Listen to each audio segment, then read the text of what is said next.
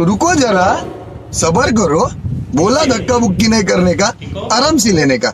हाँ, आज की टॉपिक हम लोग की है दर्पण। क्या टॉपिक है? दर्पण। इसको इंग्लिश में मिरर कहते हैं। तो सबसे पहला बात ये करना है कि दर्पण कहते किसको? दर्पण याद रखिएगा कि दर्पण जो होता है चिकनी सतह होती है। कैसी होती है? चिकनी तथा चमकदार सतह।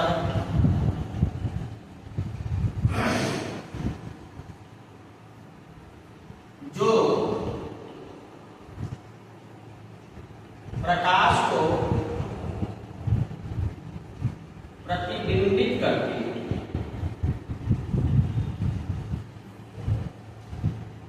तथा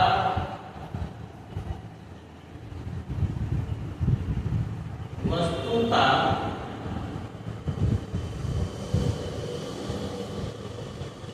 प्रतिबिंब बनाती है।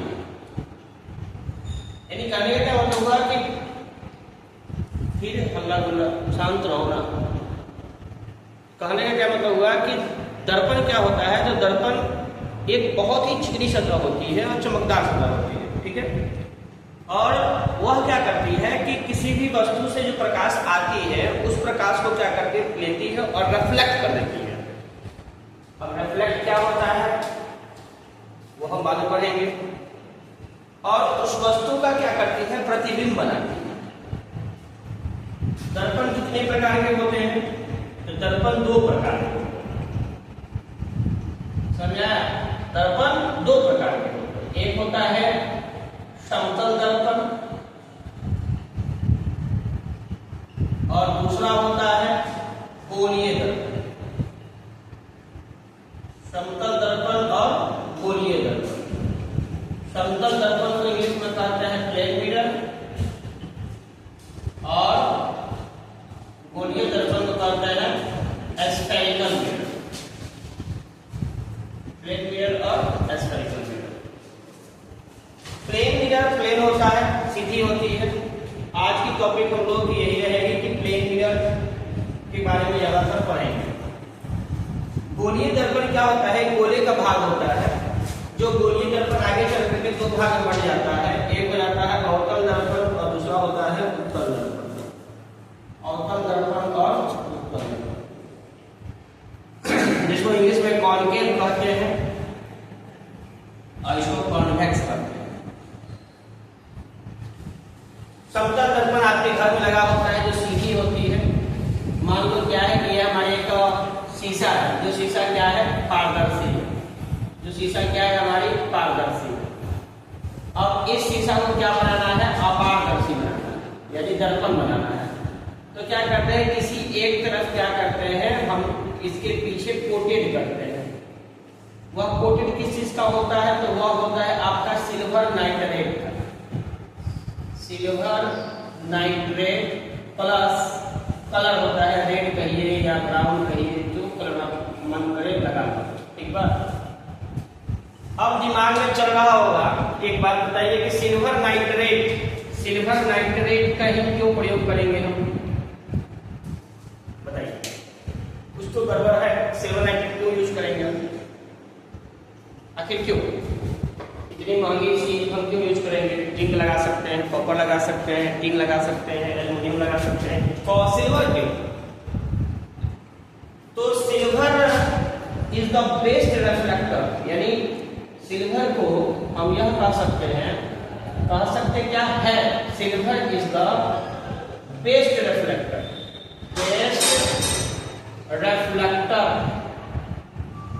यानी सिल्वर क्या है? बहुत ही अच्छा परावर्तक है। परावर्तक, रिफ्लेक्टर का मतलब होता है परावर्तक है। अब इससे अच्छा परावर्तक कुछ हो ही नहीं सकता है। तो इसलिए क्या करते हैं हम लोग? सिल्वर का प्रयोग करते हैं। अब सिल्वर का प्रयोग करके क्या करेंगे कि इसे एक तरफ से अपारदर्शी बना देंगे। अब क्या होगी? प्रकाश आएगी, टकराएगी और टकराने के बाद वापस नहीं जाती है, टकराने के बाद ये क्या करती है, बाउंस बैक हो जाती है। टकराने के बाद क्या हो जाती है, ये बाउंस बैक हो जाती है। और जिस घटना को ही क्या कहते हैं हम लोग, परावर्तन।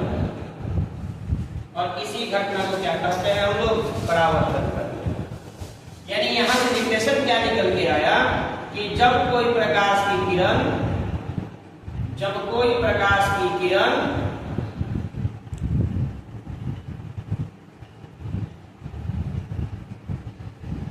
किसी दर्पण के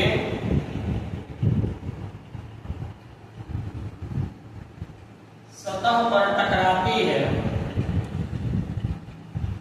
तो वापस लौट जाती है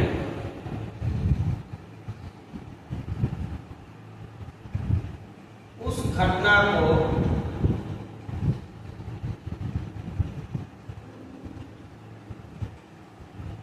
परावर्तन करते हैं। उस घटना क्या करते हैं, परावर्तन। अब परावर्तन कितने प्रकार के होते हैं, परावर्तन दो प्रकार के होते हैं। एक होता है रेगुलर रिफ्लेक्शन,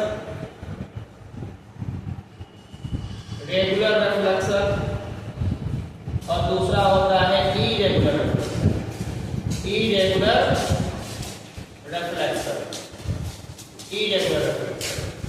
मतलब क्या होता है, नियमित परावर्तन और अनियमित परावर्तन,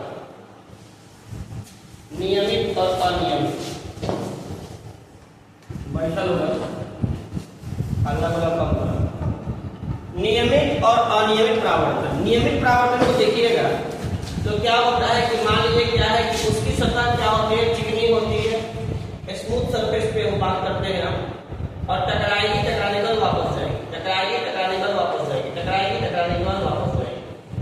यानी कहने का क्या मतलब है कि इसमें जो भी आपतित किरण और परावर्तित किरणें होंगी वह एक दूसरे को ओवरलैप नहीं करती है, टकराती नहीं किसी। लेकिन कोई सरफेस है जो रफ सरफेस, वहां पे यह क्या करेगी, यह किसी भी नियम को फॉलो नहीं करेगी, यह इधर उधर सटक जाला, जने तने भाग गई। ठीक बा, एक बार को नियम नहीं है तो उस रिफ्लेक्शन को क्या कहते हैं, इरेगुलर रिफ्लेक्शन। अब रिफ्लेक्शन ऑफ लाइट का जो पूरा स्ट्रक्चर है उसको हम लोग देखेंगे। जो स्ट्रक्चर क्या कहता है कि मान लीजिए कोई परावर्तक सतह है, ये हमारी क्या है, दर्पण है, और दर्पण का ये जो सतह होती है, ऊपर वाली सतह होती है, जिधर से हम लोग आईना देखते हैं, मुंह देखते हैं, वो कहलाती है परावर्तक सतह। अब इसमें दो नियम चलती है, यदि कोई तिरछी रेखा दर्पण पे आती है तो सेम एंगल बनाकर के वापस लौट जाती है, और इन दोनों के बीच में क्या बनता है, तो इन दोनों के बीच में एक नॉर्मल बनता है। और जो रेखा आती है, जो किरणियां आवला, उसको कहते हैं आपतित किरण। एक नाम क्या है, आपतित किरण, आपतित किरण। और इसको कहते हैं परावर्तित किरण, परावर्तित किरण। और ये क्या होता है, इसको कहते हैं अभिलंब। परावर्तित किरण और अभिलंब के बीच में बनल एंगल को कहते हैं आपतन कोण, जिसको एंगल आई से सूचित करते हैं। और परावर्तित किरण और अभिलंब के बीच में बने हुए कोण को एंगल आर से सूचित करते हैं। याद रखिएगा, आपतित किरण और अभिलंब के बीच बने हुए कोण को एंगल आई, परावर्तित किरण और अभिलंब के बीच में बने हुए कोण को एंगल आर कहते हैं। एंगल आई को हिंदी में कहते हैं आपतन कोण, आपतन कोण, और एंगल आर को कहते हैं परावर्तन। एंगल आई को कहते हैं आपतन कोण और परावर्तन कोण एंगल आर को कहते हैं।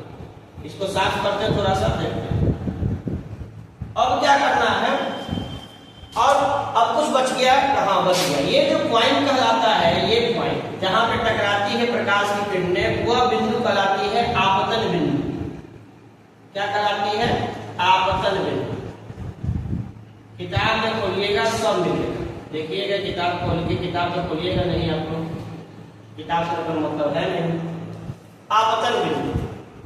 अब यही हमारी स्ट्रक्चर है समतल दर्पण पे प्रकाश के परावर्तन का, समतल दर्पण पे प्रकाश का परावर्तन कैसे होता है, जिसमें हम लोग को पढ़ना क्या है, आपतित किरण के बारे में पढ़ना है, अविलंब परावर्तित किरण, और ये जो एम और एमएस मैंने दिया है, एम और एमएस जो दिया है वो क्या है, परावर्तक सतह है, परावर्तक सतह, ये परावर्तक सतह है। और यहाँ पे जो मैंने ओ बिंदु रखा है तो वो है आपतन बिंदु ओ, मान लीजिए उसको ओ से करते हैं। तो यहाँ पे सबको समझ आ रहा है, यदि नहीं समझ आ रहा है तो बोलेगा कि किसको किसको समझ नहीं आ रहा है, नहीं तो हम आगे बढ़ेंगे। एक बार देख लीजिए, उसके बाद हम लोग चलेंगे कि समतल दर्पण में प्रतिबिंब कैसा बनता है। मान लीजिए क्या है कि समतल दर्पण ये हमारी, और यहाँ पे कोई मंगरुआ खड़ा है, ठीक है, मंगरुआ हो सकता है, हो सकता है। अब उसके पहले एक नियम देख लीजिए क्या होता है कि किसी भी समतल दर्पण पे प्रकाश की किरण जब यहाँ तो हमने देख लिया क्या कि तिरछी आएगी तो तिरछी आएगी, यदि सीधी आएगी तो क्या होगी, वो सीधी लौटेगी, नीचे थोड़े लौटेगी, ऊपर लौटेगी।